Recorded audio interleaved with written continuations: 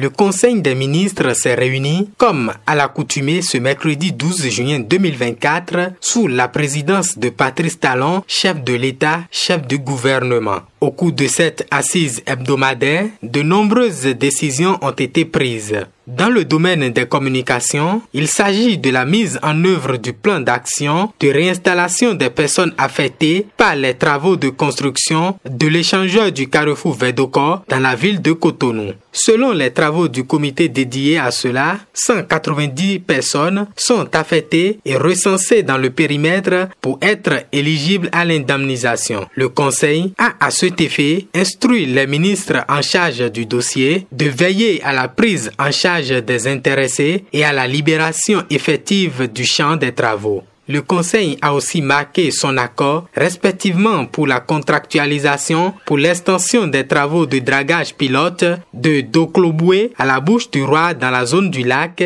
et pour l'adoption de la marque Pays du Bénin. Cette initiative a pour objectif de renforcer l'attractivité du Bénin et de le promouvoir comme destination touristique de premier plan, aussi bien à l'échelle nationale qu'internationale.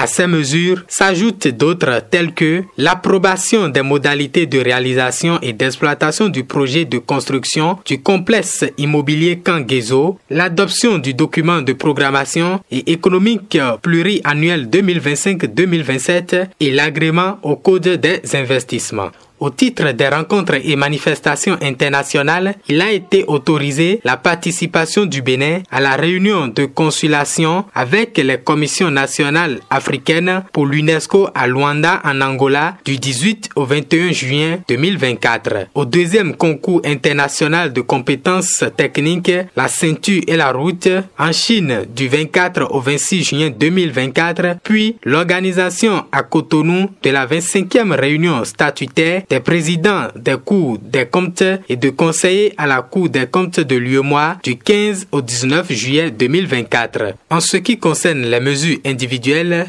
les nominations ci-après ont été prononcées. À la présidence de la République, M. Jacques Mingan est nommé haut commissaire à la prévention de la corruption. Au ministère de la Justice et de la Législation, M.